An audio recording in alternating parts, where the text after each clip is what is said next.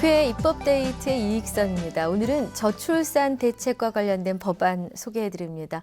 먼저 남녀고용평등법 개정안 그리고 조세특례 제한법 개정안입니다.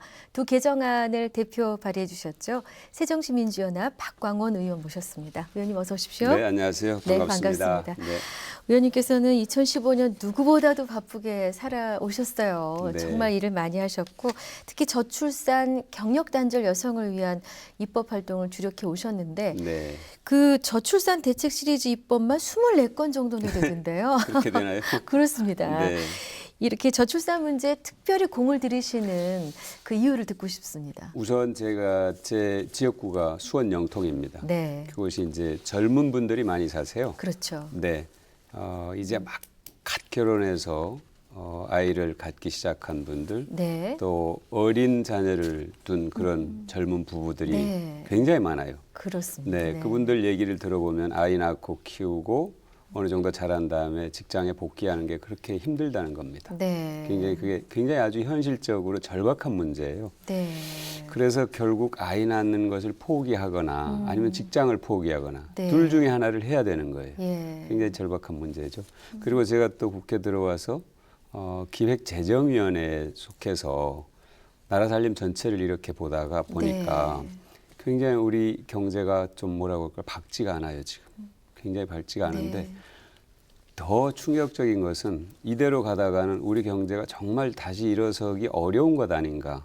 저출산 문제가 결국 생산 인구의 감소로 이어지고 네. 그렇게 되면 소비가 줄어들고 나라 경제의 기본 근간이 취약해져서 네. 우리가 다시 경제를 회복시키고 밝은 방향으로 끌어내는 것이 어려운 것 아닌가 하는 그런 생각이 들어서 사실은 이 저출산 문제와 또 같이 맞물려 있는 경력 단절 여성의 문제에 관심을 갖게 된 겁니다. 네. 네. 뭐 경력 단절 부분은 좀 뒤에 다루겠습니다만 네, 저의 네. 얘기이기도 해서 네. 의원님한테 드리고 싶은 말씀도 많고 네. 그랬습니다. 예.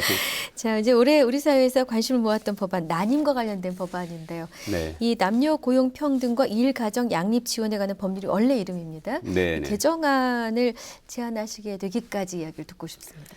지금 통계를 보면 난임 치료를 받은 분이 네. 21만 명입니다. 근데 치료 안 받은 분까지 하면 이 숫자보다 훨씬 많을 겁니다. 몇 배가 될 거로 네. 보이는데요.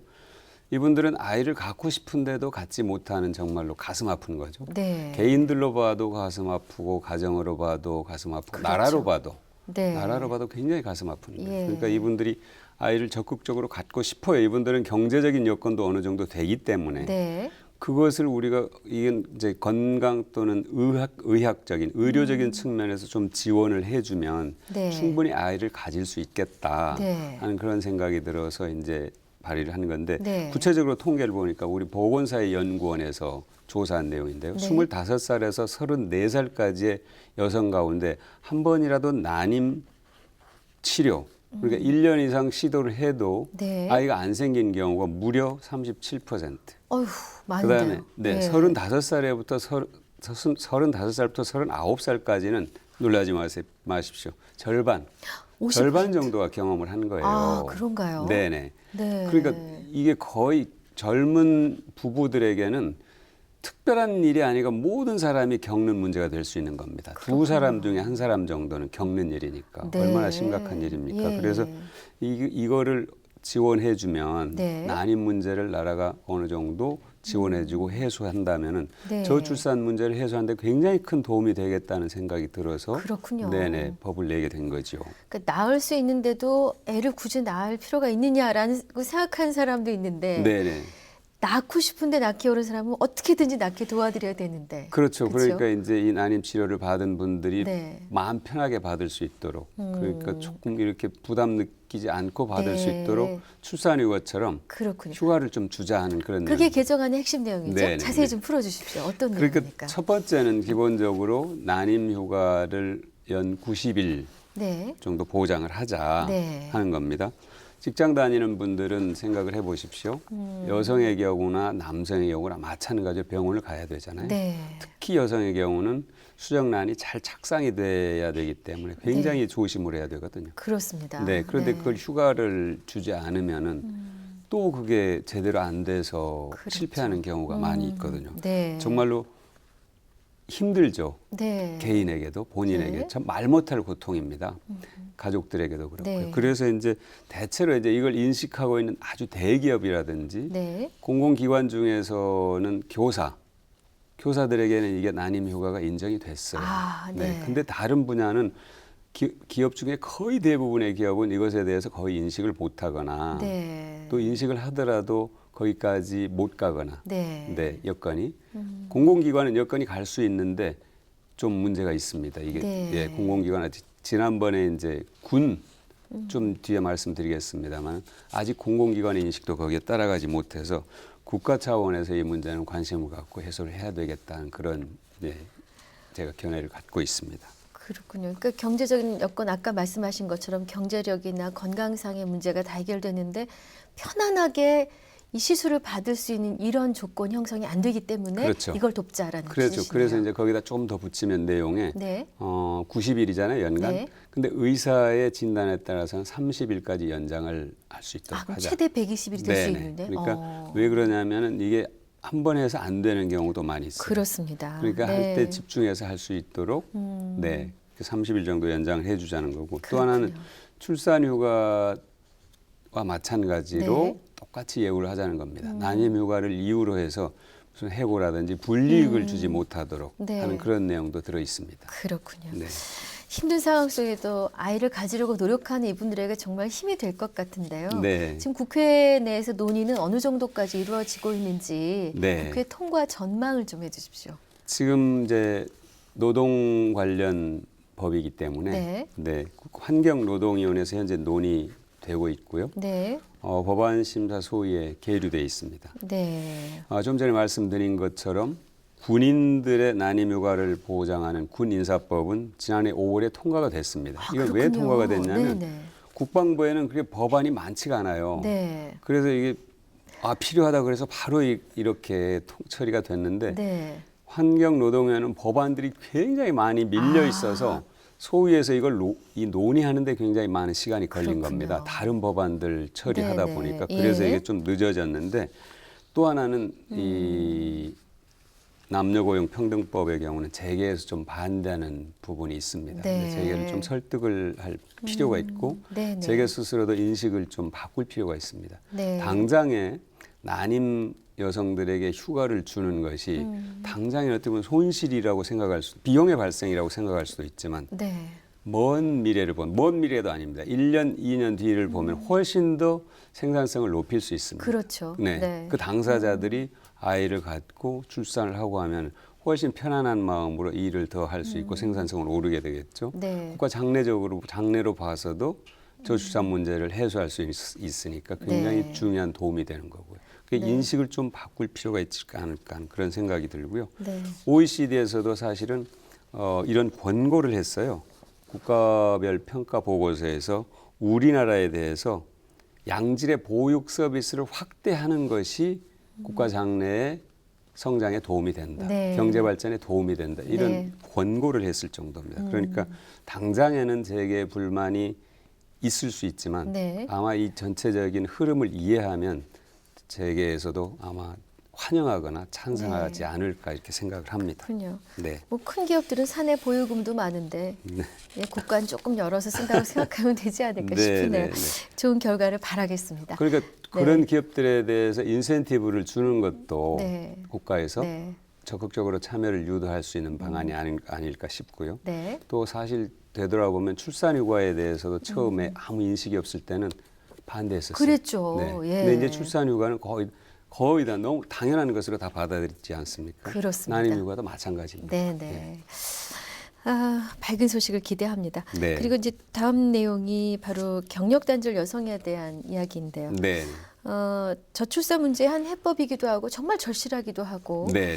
근데 이제 법명은 조세특례 제한법입니다. 네, 그래서 네. 경력단절 여성하고 무슨 관련이 있을까 싶기도 한데요. 그게 개정안 입법 배경을 설명해 주시면서 알려주시죠. 네, 그렇죠.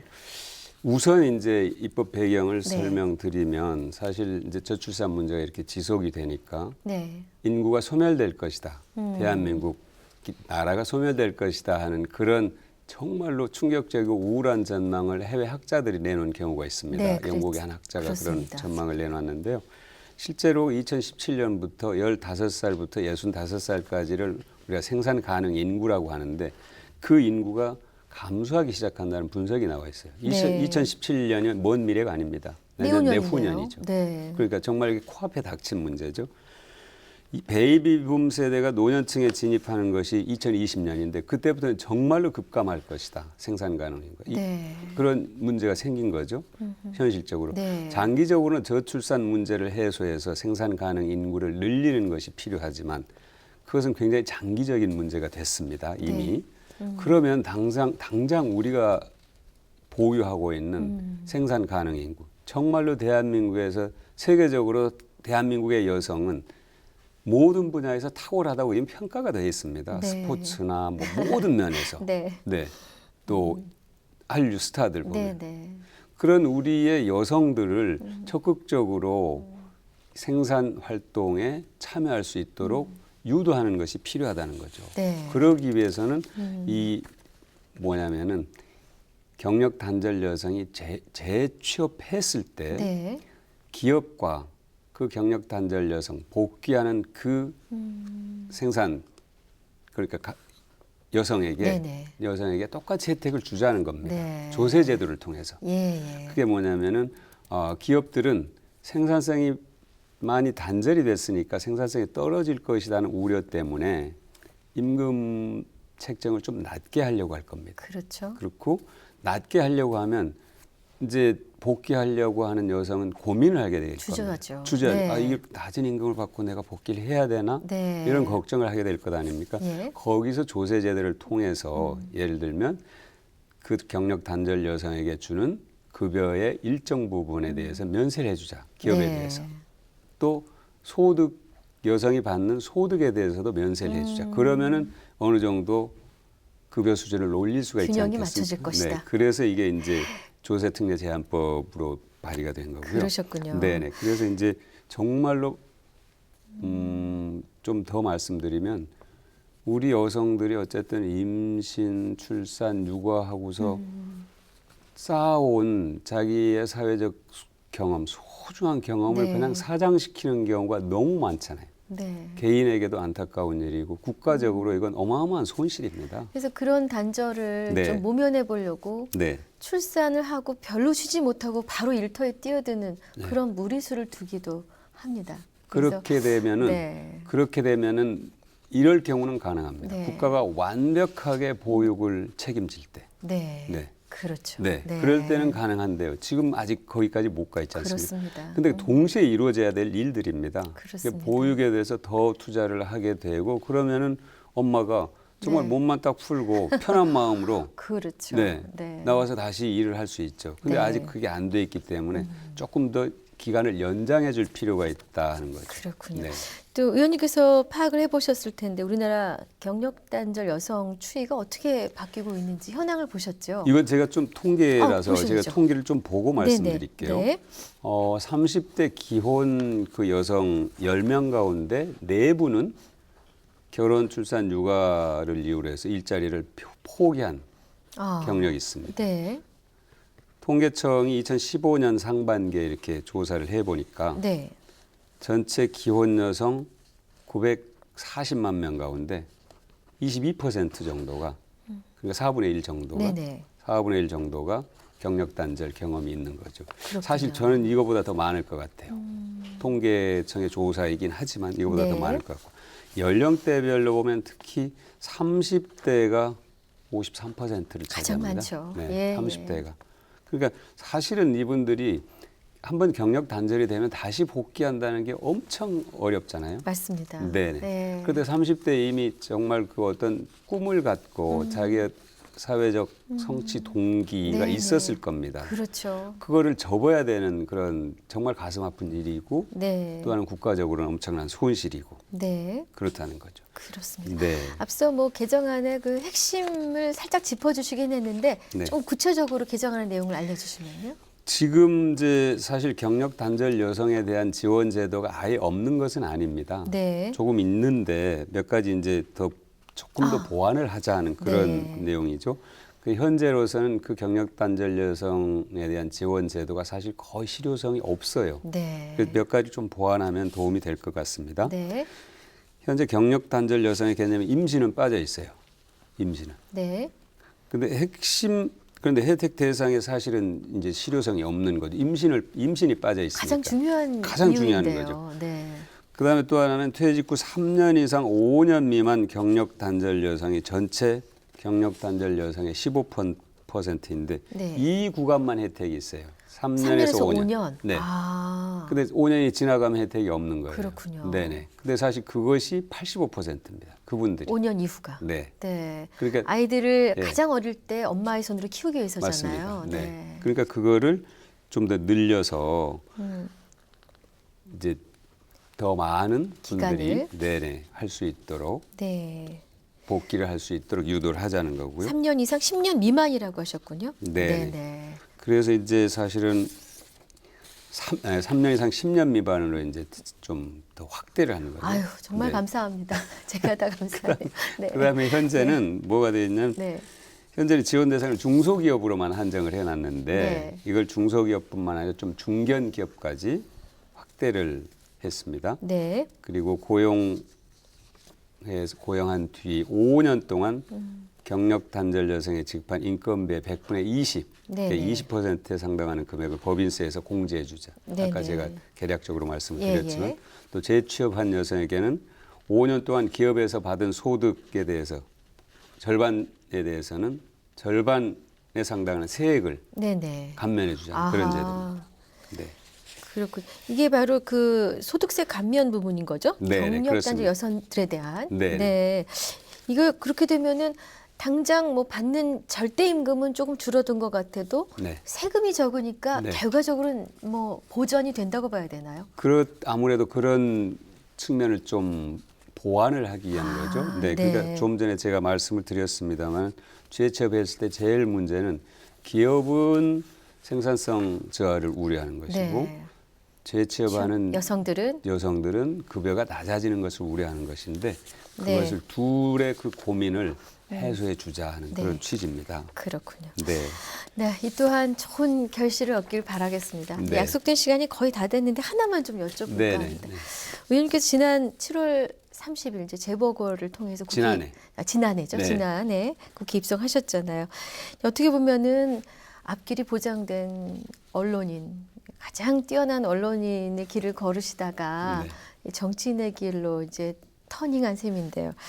그동안 의정 활동을 하시면서 느낀 그 소회 그리고 남은 임기 동안 또 마무리 짓고 싶은 정책이나 새로운 계획이 있으시면 말씀해 주십시오. 네, 언론이나 정치나 저는 뭐 지향하는 가치나 목표는 같다고 생각합니다. 네. 그러니까 국민들이 어떻게 하면 편하고 행복하게 살 수 있는 환경을 만드는가, 사회를 만들고 나라를 만드는가 하는 것인데요. 네. 이제 언론은 대체로 기사를 통해서 하는 것이고, 네.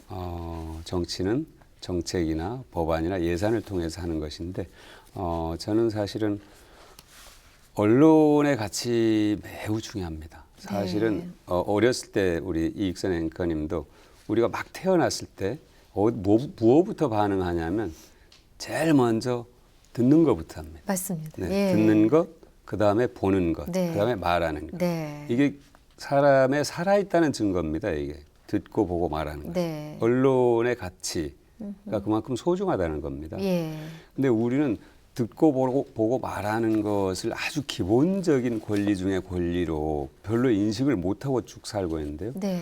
언론의 우리 그 환경이 저는 그만큼 소중하다는 의미를 우리 스스로가 사람의 생김새에서 이미 갖고 있다고 생각하거든요. 네. 제 생각은 정말 언론과 언론인이 존경만 받는 그런 언론 환경과 사회 환경을 만들었으면 좋겠다. 네. 정말 언론의 가치를 존중하는 그런 사람들이 정권을 운영하는 네. 그런 나라가 됐으면 좋겠다는 그런 꿈이 있었고요. 네. 정치에 들어올 때.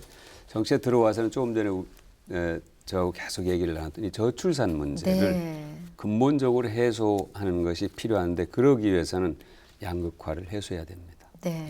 결국에는 제가 보니까 저출산이 경제적인 이유에서 기인하는 거예요. 네. 뭐 독신으로 살겠다. 나는 부부간에 살고 애한테 관심 없다. 이 가치관의 문제가 아니고 결국 경제적인 부담 때문에 아이를 안 갖게 되는 겁니다. 네. 그러니까 이거를 해소하는 것이 경제적 양극화를 해소하는 것이 저의 중요한 또 하나의 정책 과제가 됐습니다. 네. 네.